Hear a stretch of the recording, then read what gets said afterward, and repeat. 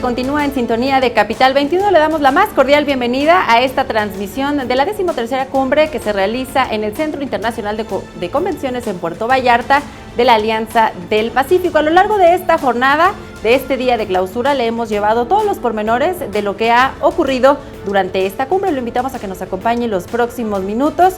De la mano de nuestros especialistas, analizaremos lo que ha ocurrido durante esta jornada. También en esta transmisión me acompaña mi compañero Iván Herros. ¿Cómo estás, Iván? Muy buenas tardes.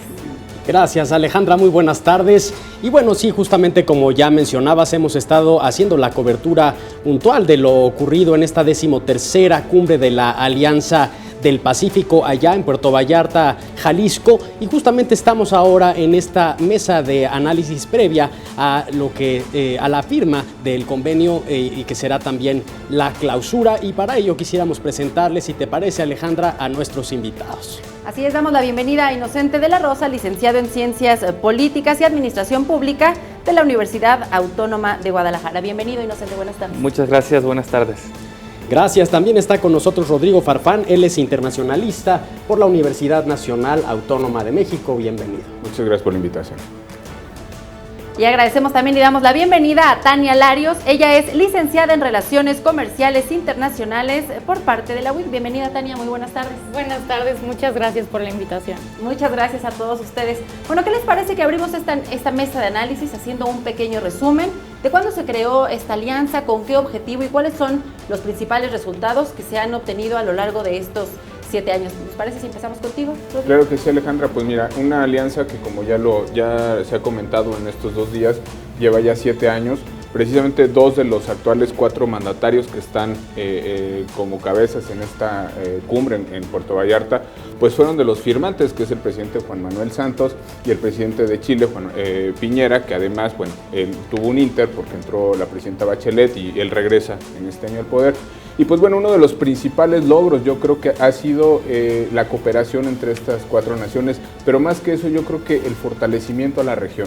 Una región que desde que empezamos a escuchar temas como APEC, temas como la Alianza Transpacífico, bueno, se le ha dado una importancia yo creo que demasiado alta, y creo que ha estado a la altura de las expectativas. Temas de cooperación, por ejemplo, el tema educativo, que es de lo que más he escuchado en estos días, y además de lo que más hay que destacar, las becas y la cooperación en términos educativos que sea con los jóvenes de los 4 países, pero además ese intercambio de bienes y servicios sumado con el tema de la eliminación del visado, que por ejemplo algunas personas que venían de Colombia siempre era complicado, por ejemplo, poder entrar a México como turistas.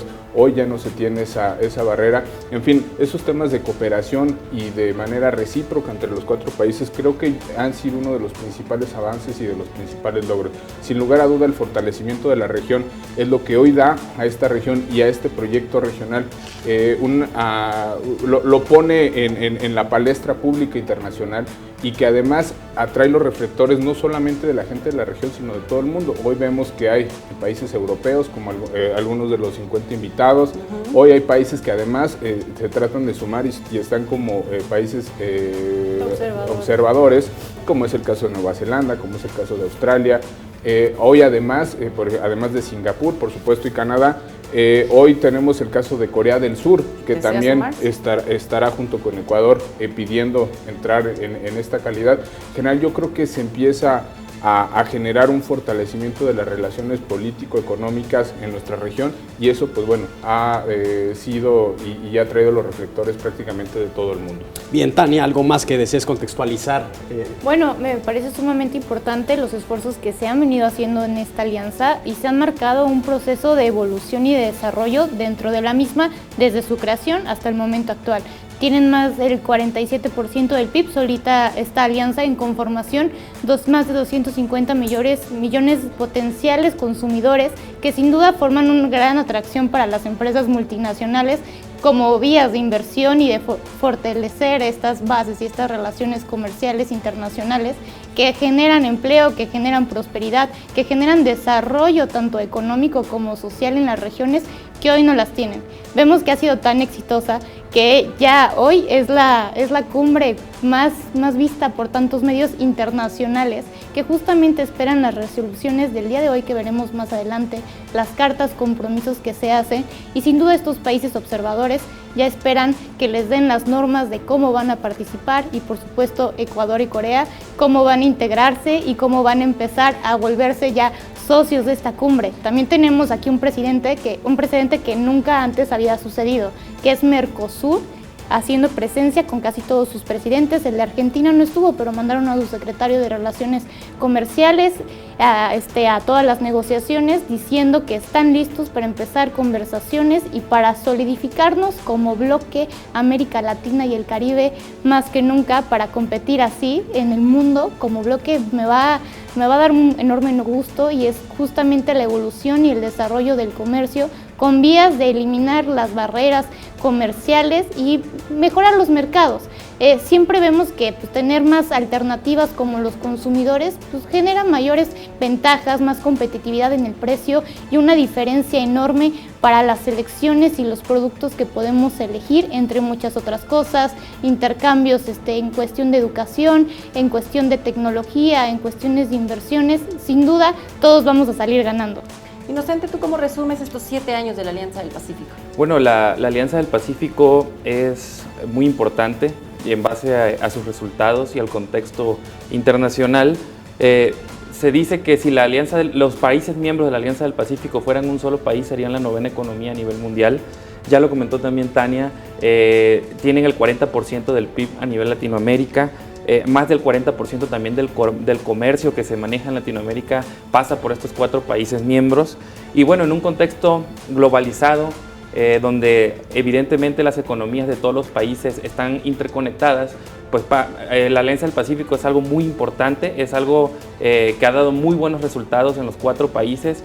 Es cierto que la economía interna de cada país tiene que verse fortalecida, pero también en las relaciones internacionales con los otros países, pues obviamente ha dado muchos resultados en cuanto a exportaciones, a generación de empleos, atracción también de inversionistas. Y bueno, en el contexto internacional, como lo podemos ver en Estados Unidos, de un presidente que planea tener una economía un poco cerrada, proteccionista, pues la Alianza del Pacífico marca un precedente y se vuelve a nivel internacional pues algo muy visto, como ya lo dijo Tania, también por todo el mundo, porque pues obviamente es lo que está dando resultados, ¿no? Los mercados abiertos, la economía competitiva y abierta a nivel internacional para poder producir más empleo, una mejor economía interna, inversiones, y que pues, los habitantes de cada país puedan mejorar su calidad de vida también. Bueno, pues esta cumbre está dedicada precisamente a esta Alianza del Pacífico, pero también durante esta cumbre otro bloque comercial importante ha sido Mercosur. Me gustaría que nos expliquen también a la audiencia de qué se trata este bloque, quiénes lo conforman y por qué de la importancia de su presencia durante esta cumbre. Claro, Mercosur, bueno, está conformado y está hoy representado por el presidente de Uruguay, que es Tabaré Vázquez. Está también presente en esta cumbre el presidente de Brasil, Michel Temer.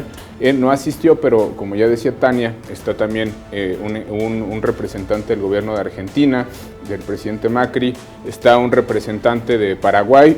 Venezuela, que también es parte de este bloque, pues bueno, no asistió, está suspendida por todos los temas que suceden ahí. A mí se me hace muy interesante. Hace rato hacía una declaración, lo platicaba ahorita con los compañeros, el presidente Peña Nieto, en el cual, además de toda de este conglomerado de esfuerzos que se hacen en temas económicos y financieros, mencionaba el presidente Peña Nieto que además de todo eso se buscaba fortalecer el Estado de Derecho, fortalecer todo el marco normativo institucional de los países y además el respeto a los derechos humanos, que si bien podemos sumar los países de Mercosur y los países de la Alianza del Pacífico, pues prácticamente son... Es el 90% del PIB de América Latina. Y además es la suma de los países más importantes del continente. Entonces, meterse ya en estos temas que además no han sido la parte fundamental de eso, porque se ha enfocado más en temas económicos y financieros, ya como un bloque regional más amplio, que no sé si pudiéramos ponerle algún nombre, nada más es la pura suma Mercosur con Alianza del Pacífico, pues bueno, viene a fortalecer, más allá de los temas económicos y financieros, pues ya los temas fundamentales de los ciudadanos que viven que vivimos en este continente. Que durante esta cumbre, pues habría que aclararlo, ¿fue solamente un acercamiento, llegaron a una negociación? ¿Por qué estuvo presente este bloque dentro de esta cumbre de la Alianza del Pacífico? Justamente es un mensaje con intenciones de seguir sumando esfuerzos y, ¿por qué no? Se vale soñar que se integren a los trabajos que existe ya en esta cumbre, esta alianza, y si no, fusionarlas y crear un solo bloque que ya vimos la importancia que tendría en temas económicos, en temas políticos a nivel social. Y hablamos del comercio, pero el comercio va más allá de lo que es evidente que puede resultar y que puede hacerse. Si hablamos de cooperación en temas políticos, democráticos, de países que creen y se suman en países ser abiertos, países democráticos, va a beneficiar también a las poblaciones inmediatamente en un intercambio cultural diverso, donde pueden enriquecerse y podemos aprovechar las fortalezas y el desarrollo que cada uno ha tenido muy importante, por ejemplo Argentina, para que México le vaya bien y pueda tener un mejor futuro, una mejor educación y muchos temas que justamente bien decían, podemos mejorarlos, ya sea educación, tecnologías, salud, que Chile es pionero en todo el mundo en temas de salud, Colombia, Brasil, sería un gran éxito para el comercio exterior, para las relaciones internacionales, que sin duda a nivel mundial sería un mensaje claro de cómo América Latina en estos momentos de coyuntura difícil políticos, geopolíticos, optamos por la unión, por la democracia, por los lazos, por las nuevas amistades y las alianzas, que eso siempre va a beneficiar a las naciones. Justamente el presidente pro tempore de Mercosur, el presidente de Uruguay, declaraba hace unos momentos que Mercosur y la Alianza del Pacífico no son lo mismo, pero tampoco son excluyentes, ¿no? Justamente, Inocente, me gustaría que nos platicaras un poco en qué se parecen y en qué se diferencian estas dos alianzas. Precisamente el presidente Enrique Peña Nieto hizo un análisis de por qué se unió la Alianza del Pacífico, por qué se unieron esos países, y comentaba el tema que los caracteriza, ¿no? Son países democráticos, son países en vías de desarrollo, en crecimiento, son países que respetan los derechos humanos, son países abiertos al diálogo, abiertos a acuerdos, y sobre todo son países que yo creo que coinciden en que la única base del desarrollo es un mercado abierto. ¿Sí? Es una economía de mercado abierta, competitiva, y este tipo de alianzas obviamente fortalecen esos temas. Y el Mercosur, pues yo creo que los 4 países que lo integran, que es Brasil, Argentina, Uruguay y Paraguay, pues también tienen esas similitudes, ¿no? Ellos tienen su propio acuerdo dentro del cual pueden ellos tener cierto comercio libre también, así como los otros 4 países que integran la Alianza del Pacífico. Y como bien decía Tania y Rodrigo, y lo analizamos aquí, la intención o el mensaje claro que manda la presencia del Mercosur en esta Alianza del Pacífico que se está celebrando en nuestro país, pues es que a futuro la visión es que haya un solo bloque en toda Latinoamérica y el Caribe para tener un libre mercado y fortalecer las economías internas de todos los países involucrados en el tema. ¿Y qué más puede resultar de estas reuniones entre estos dos bloques económicos? Porque además comparten sus experiencias y por supuesto que eso sirve para ser replicadas por los demás países, ¿es así? Yo creo que lo que podríamos esperar como uno de los grandes resultados de esta cumbre, pues es ese sentido de identidad de países latinoamericanos, ese sentido de cooperación, ese sentido de que somos una región muy rica en diversos aspectos, en temas naturales, mano de obra, en fin, muchos temas tan particulares que después de esto yo creo que se puede comenzar a soñar con temas tan importantes como una verdadera integración latinoamericana. Y una integración latinoamericana no solamente vista por los ojos de los propios latinoamericanos. Hoy tenemos aún Canadá con ganas de aliarse, de poder estar cerca de nosotros, países de Oceanía, países de Asia. Ayer platicábamos, por ejemplo, que uno de los grandes bloques de Asia ha intentado y ha sido ya hecho su petición para poder ser observadora dentro de este foro. Yo creo que esos reflectores se tienen que traducir en temas bien importantes para la gente de América Latina, que bueno, pues es el tema de la inclusión social, del combate a la pobreza, de combate a la desigualdad y sobre todo tener países más desarrollados. Yo creo que esos temas tan particulares pueden ser el resultado de esta suma de esfuerzos. Habrá que ver, bueno, cómo entran ahora los nuevos miembros, bueno, de los actuales 4 miembros, cuál va a ser la postura de los futuros presidentes. Ese es un tema que también habrá que analizar en el caso particularmente de México y en el de Colombia. ¿Y si te parece, Rodrigo, vamos a la pausa y al regresar hablamos justamente de este tema? ¿Cuáles serían los retos de las nuevas administraciones que se van a integrar justamente a la Alianza del Pacífico? Claro que sí. Vamos entonces a la pausa, ya volvemos con esta mesa previa a la clausura de la 13ª Cumbre de la Alianza del Pacífico. Volvemos.